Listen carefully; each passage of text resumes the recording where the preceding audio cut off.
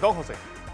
Fernando, perdona, quítame los lentes. Rápidamente los actualizo con las elecciones en Costa Rica, con el 80% de las actas contabilizadas. Liberación Nacional del expresidente José María Figueres obtiene el 27.29%. Progreso Social Democrático del economista Chávez, 16.66%. Y Nueva República de Fabricio Rodríguez, 14.93%, casi 2% la diferencia. Indiscutiblemente, dos irán a las elecciones en 3 de marzo. Habrá segunda vuelta, sin duda alguna, entre estas dos personas. También, para los que nos están preguntando, el libro se llama Delirio Americano. Delirio Americano. 2 puntos. Una historia cultural y política de América Latina, el escritor Carlos Granés. Bien. Le voy a dar una anécdota porque escuché a López Obrador decir que Panamá, la canciller o el presidente debían leerse conociendo al general de Graham Greene. Yo creo que el que le dijo eso a López Obrador ni siquiera se leyeron el libro. Por supuesto que porque conociendo al general, sin duda alguna Graham Greene sentía un profundo respeto y aprecio por Omar Torrijos. Se queda reflejado en ese libro. Sí. Pero ese libro está reflejado. Es que ese realmente es la vida de Chucho Martínez. La personalidad de Chucho Martínez. Sí, sí. Poeta, filósofo, matemático, un gran amigo, un gran conversador, un hombre inteligente, brillante, sargento de la Guardia Nacional, escolta del general Omar Torrijos y amigo personal de Omar Torrijos. Ese es el centro de ese libro. Ese es el libro que él quiso decir, es el libro de Zoilo Martínez, Las guerras del general. Bien, ahora les hablo un poquito sobre eso. Déjenme darle las cifras. Hay que, cuando uno habla de cosas de culto, uno debe saber. Sí. Uno debe leer los libros, hombre. Bien. A ver si nos ayudan allá en la producción con las gráficas. Los números de hoy, ahí está. Primero, observe, estos son los casos positivos. Observe las últimas, cómo ha venido cayendo vertiginosamente. Le doy los números. 2.345 casos se presentaron nuevos. Se hicieron 11.078 pruebas para un porcentaje de 21,2%. Observe cómo llegamos a un pico y hemos caído vertiginosamente. Bien, téngalo ahí claro. Vamos a la baja. Estamos en 21%, estamos en 37, recuerde. Bien, pásenme la siguiente gráfica. Esto tiene efecto aquí. Estos son el comportamiento de los casos activos ahora. Fíjense que en los casos activos ayer tuvimos 41.091 para 5.6%. Estuvimos en 12, 15. Mire cómo ha caído vertiginosamente. Eso es importante. El Omicron está cediendo ante lo que estamos haciendo. Bien, la siguiente gráfica. Ahí está. Esta es la presión que el COVID está haciendo sobre el sistema hospitalario. Observe la gráfica superior. Ahí están los casos que están en hospitalización. Observe que venimos cayendo. Estamos en 592 casos ayer. Mire cómo la curva ya está indicando que vamos hacia abajo. Observe los casos en cuidados intensivos. Están en 87. Estuvimos en 259 por allá por inicio del año de 2021. Observe cómo hemos venido mejorando. Bien, hay presión, pero disminuye la presión sobre el sistema hospitalario público y privado. La siguiente gráfica nos está mostrando un problema que debemos prestar la atención. Los muertos. El comportamiento del incremento de las defunciones. Omicron no sigue siendo un elemento a burlarse de él. Ayer tuvimos 20 muertos más, la tasa de letalidad es baja, ¿no? Pero tenemos 7.257. Ahora le voy a enseñar la gráfica de barras. La siguiente gráfica, por favor. Ahí está. Fíjese este problema semanal de la mortalidad. Se me pegó esta gráfica aquí. Espera un momentito. Aquí está. Esa gráfica de barras le está indicando, observe las últimas. En la última semana tuvimos 128, la anterior 117, subimos de 78, estábamos en 55, 32, 55, fíjense cómo fue subiendo. Bajamos drásticamente positividad y bajamos drásticamente casos activos, pero fíjense cómo está la mortalidad. La mortalidad. No le temamos, creemos que esto está resuelto. Y las últimas dos gráficas, ahí está, esa gráfica que va en W son los porcentajes de positividad en pruebas por el diagnóstico de COVID. Ahí usted se da cuenta que vamos a la baja. Y la última gráfica, que es la que quiero que le presten atención, ahí está. Fíjese cómo se disparó en enero del 22. Y fíjense lo que va de febrero, vamos cayendo. esta gráfica y la tendencia que tenemos nosotros, podemos decir con precisión, con alta precisión estadística, que el Omicron está cediendo en Panamá. Sí, tenemos la y mitad que la de hace tendencia 10 días. va hacia abajo. Pero ¿por qué, por ejemplo, Costa Rica está en alza bueno, tanto así que nos pasó y ahora Costa Rica tiene casi 130.000 casos positivos, es decir, en menos de una semana? Porque está pasando lo que está pasando. Es cuando usted no deja de vacunar, cuando usted deja de dar las medidas de control. Sí. Nosotros hemos seguido con la política. Fíjese, y les quiero aclarar a nuestra audiencia, hay una polémica innecesaria entre los médicos, la mayoría de las asociaciones médicas, la mayoría de nuestros profesionales de la salud pública, médicos, enfermeras, tecnólogos, médicos de todas las especialidades, saben perfectamente bien, porque lo han estudiado, y son mentes científicas, de que las vacunas funcionan. El mundo en general, todas las estadísticas que tenemos nosotros, todas las estadísticas, demuestran la efectividad de las vacunas. Y cómo nosotros, produciendo esta vacuna en tiempo real, hemos logrado controlar, en términos de esta epidemia, y ha surgido un Omicron. Y fíjese que las vacunas siguen siendo elementos fundamentales en esta lucha. Entonces no perdamos el tiempo entre la lucha entre el mundo científico y el mundo de la oscuridad, el mundo de la anticiencia, el mundo de la especulación, el mundo de lo que inventan cosas, ¿sí? Y comienzan a leer cosas que no tienen ninguna evidencia científica. Entonces yo quiero recomendarle a nuestros amigos doctores que no pierdan su tiempo en eso. Usemos el tiempo en convencer a la gente de no vacunar. Cuando usted llega, algunas de estas personas que dicen que están en contra de la vacuna ya se vacunaron. Sí. Entonces, pero al final, hay gente en la historia de la humanidad, Fernando, usted que conoce esto de la historia, esto ha pasado siempre. En la historia de las pandemias, en la historia de la ciencia, esto siempre ha pasado. No solamente que ha pasado, hay gente que hay mujeres y hombres que mataron, los llevaron a las hogueras. Giordano Bruno, todo. Acuérdense, el mundo siempre, esta es una historia que se repite siempre. Entonces, cuando esto se da, lo que importa ahora es que gastemos nuestro tiempo en convencer a la gente que se vacune. Que se vacunen, hombre. ¿No? Y que se vacunen los niños. Llevamos más de 100.000 niños vacunados. Y tenemos que empujar todo lo que sea posible de aquí a la apertura de las escuelas, porque las escuelas no son clúster, y los niños nuestros se van a mantener protegidos. De manera que hemos hecho un gran esfuerzo. Las gráficas están demostrando con claridad que vamos hacia abajo en la positividad, ¿no? Y estamos haciendo un gran esfuerzo nacional. Impulsemos ese esfuerzo nacional. Bien. Permítame, Fernando, hablar de un par de cosas políticas. A ver. Fíjese, primero quiero señalarle el planteamiento del director del BID, que hace un análisis sobre Panamá y que explica la potencialidad de Panamá. Eso no quiere decir que Panamá no tiene problemas. Quiero hacer la primera. Lo que quiere decir es que la capacidad de nosotros y los números nuestros indican un crecimiento durante el año 21, ¿no?, que se elevó al 14%. Que además de eso, nosotros logramos mantener grado de inversión y la apreciación internacional es que los indicadores macroeconómicos de Panamá marchan bien, lo que nos permite a nosotros enfrentar el 22 con inversiones de las cuales un 30% vienen de ahorro nacional, ya. Si estamos usando nuestra plata de ahorro que no teníamos, durante el 20 y 21 todo se hizo con préstamo. Sí.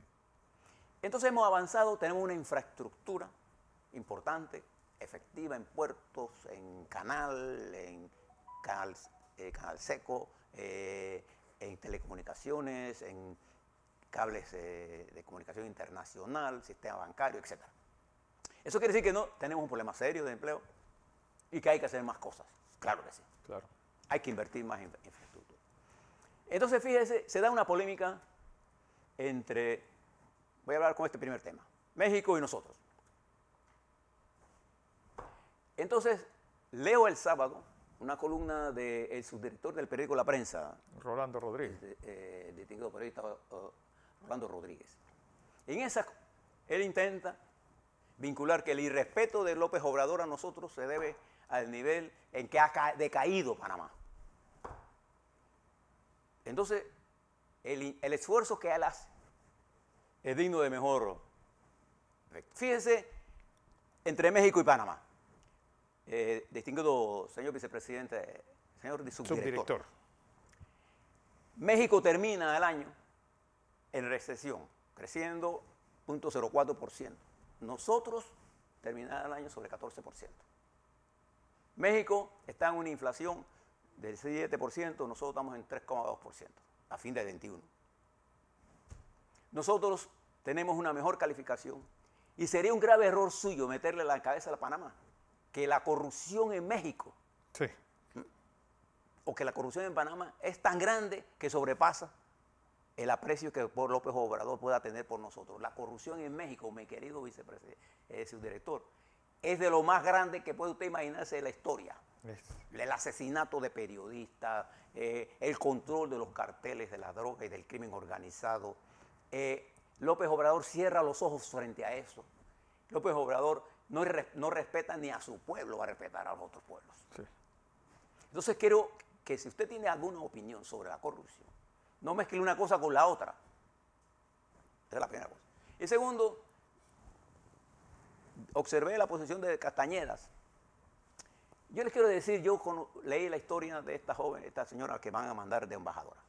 Impresionante ese currículum. Una militante social. ¿Qué va a decir el gobierno del presidente Correa? No sé. Sí. Que si usted me pide mi opinión, independientemente de sus proclividades y su vida sexual, que tiene el derecho a tenerla, ella es una expresión de la lucha del continente. Entonces, no se trata de aquel acosador, se trata de otra persona. ¿Qué está pensando López Obrador y qué persigue López Obrador? Vaya usted a saber. Pero todos los que están impulsando, gente independiente, se recuerda cuando hablan de López Obrador, el gran independiente del sistema. Bueno, ahí está. Ustedes se lo ganaron, es suyo. Se lo regalo. Pero decir y comparar los niveles de que López Obrador nos falta el respeto porque nosotros hemos caído en una corrupción, que la corrupción está en México. Aquí en Panamá hay corrupción, sin duda alguna. En todos los países. Señor subdirector, ¿usted ha hablado de la corrupción que hay en la medicina? Le pregunto. O la explotación que hay en el costo de los alimentos. ¿Usted ha hablado de eso? Eso no es corrupción. No. La corrupción no está en el sistema político solamente. Esa es la primera cosa que usted debe saber. Después leí un artículo de mi amigo, y digo amigo porque es amigo mío, ¿ah? No, yo no digo amigo a quien no es mi amigo. Por ejemplo, la otra vez le dije a usted que Julio Bermúdez es amigo mío porque es amigo mío. Y a mí no me preocupa discrepar de mis amigos, porque yo un mundo sin poder, igual que este libro que les recomiendo, El delirio sudamericano, esto es una invitación al debate, al pensar. No es que yo suscribo todo lo que está ahí, no, pero es el debate. Fíjese lo que dice Rubén Blades. Si usted basa su política en contra de alguien, entonces usted no tiene política de ningún para tipo. Alguien. Porque usted está, cuando usted basa su política en el ataque de que, bueno, es que tenemos que derrotar a Ricardo Martinelli, usted se olvida que no es derrotar a Martinelli de lo que se trata la política al final del día. La política lo que se trata es de desarrollar las potencialidades del país para lograr un país más sano, más participativo, que la gente sea más feliz, que disfrute de la construcción de la nación. De eso se trata la política. Entonces, ¿qué debemos llevar Entonces Rubén inventa de que él no ha sido llamado. Porque, bueno, quien no tapa en el frente de batalla no conoce la batalla. A mí me asombra el nivel, y no me asombra porque yo conozco a Rubén Blades. Él está en do mayor. Hay que vivir el cuerpo a cuerpo aquí en el país. Y mientras se está dando la guerra, aquí hay hombres y mujeres panameñas de los diferentes partidos políticos peleando por los panameños. Hay gente de esos partidos políticos que no merecían estar ahí, sí. Pero la mayoría de los militantes de los partidos políticos creen en la lucha por mejores vidas y se sacrifican por eso. Lo que pasa es que los que no están en los partidos políticos y que viven solo a lo que le oyen las camarillas a las cuales ellos participan. Se olvidan del país. Por ejemplo, yo no he visto, no lo vi a él hablando sobre el problema de la electricidad, el costo. ¿Verdad? Y lo vi ubicando del señor exdirector Aramburu, a que nosotros hemos invitado a un debate. Seguro que no va a venir. Y va a alegar que este canal es de Martinelli. Entonces, bueno, hagámoslo en la plaza, pues. Sí. ¿Qué es lo que nosotros debemos discutir? Nosotros debemos discutir los problemas que le interesan a la gente. A mí no me preocupa que Rubén esté pensando que es un partido independiente, porque él vino a Panamá. Cuando ensayó Papá de Goro, él no entendió la dinámica del país. Y él pudo haber logrado una alianza nacional, pero no lo hizo. Y después se fue y dejó a Papá de Goro solo. Sí. Lo embarcó. Entonces, de lo que se trata la política es de ser un militante eterno aquí, fajarse aquí con la patria. Yo no tengo la menor duda de las buenas intenciones de Rubén. No tengo la menor duda. Pero con una buena intención uno puede llegar al infierno. Observe lo que está pasando en nuestro continente. Estamos poniendo gente sin experiencia a dirigir la nación.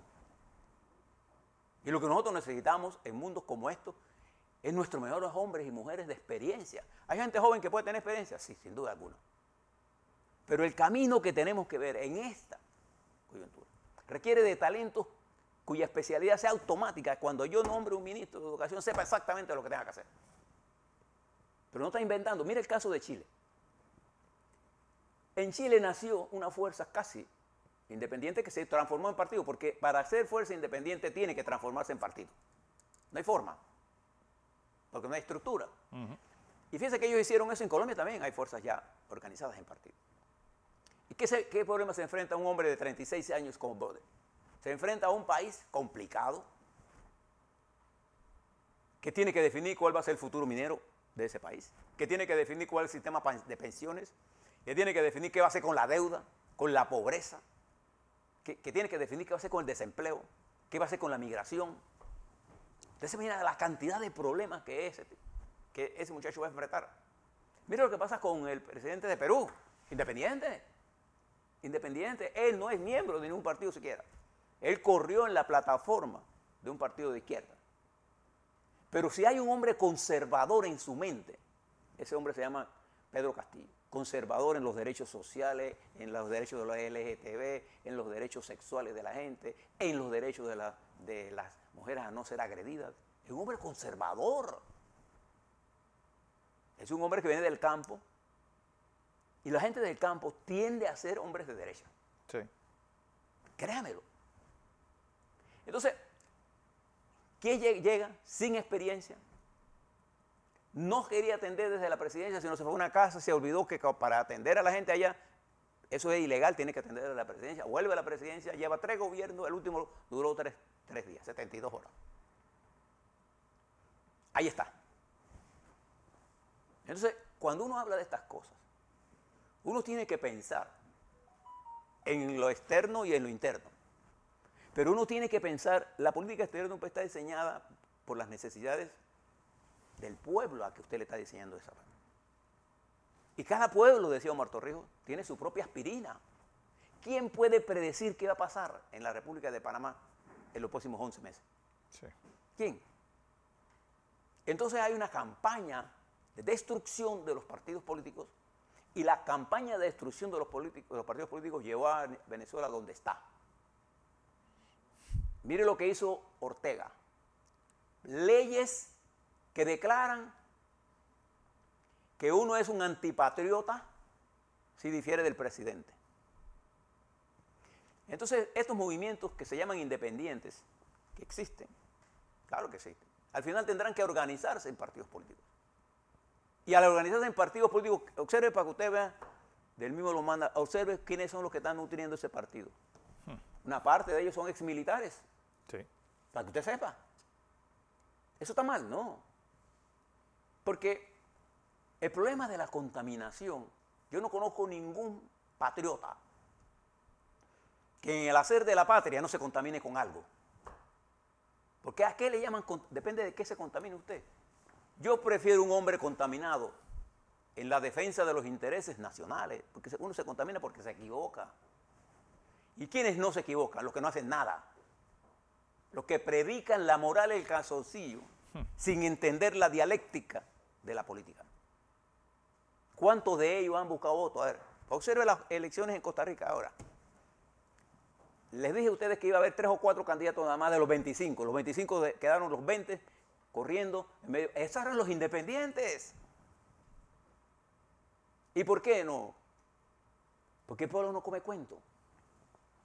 En este país hay 1.600.000 personas inscritas en partidos políticos. Eso es una realidad. Poderosos partidos políticos hay en este país. Que hay gente mala en los partidos, sí, pero la mayoría de los cuadros políticos que yo conozco de los diferentes partidos son gente decente. Y yo le quiero llamar la atención, porque cuando usted generaliza de los partidos políticos, usted comete un grave error. Y al final lo que está buscando, o que están buscando, es una fuente de sustitución de poder para excluir a obreros, campesinos, trabajadores, clase media, de la dirección del Estado. Exacto. Esa es la realidad. Entonces, no le preste mucha atención. Hay gente que le ha tomado la palabra de Rubén Blades como si fuera el sumo pontífice, cuando ayer hablaba mal de él. Exacto. Yo creo que Rubén ha hecho un planteamiento de él, lo analizo en el marco de lo que hay, pero está alejado de la realidad nacional. Porque él no entiende la dialéctica de lo que ha pasado aquí. No la entiende. ¿Y por qué la va a entender si no la comparte con nosotros? A ver, Fernando cuando llegó aquí me dice, ¿qué vamos a hacer con el agua y la luz eléctrica? Exacto. Y yo le añadí, ¿y qué vamos a hacer con el combustible? ¿Qué vamos a hacer con las medicinas? ¿Qué vamos a hacer con los salarios? ¿Qué vamos a hacer con la corrupción privada y pública? Sí, ¿qué vamos a hacer con las dos? Sí. ¿No? ¿Y qué vamos a hacer en el 22? Yo no sé. De verdad que no lo sé. Porque hay un torbellino de eventos pasando. Y nuestro trabajo es brindarle a usted la mayor información de ese torbellino en general, porque está abriendo enormes perspectivas de desarrollo para la nación panameña. Y lo que necesitamos ahora no son estos profetas del desastre.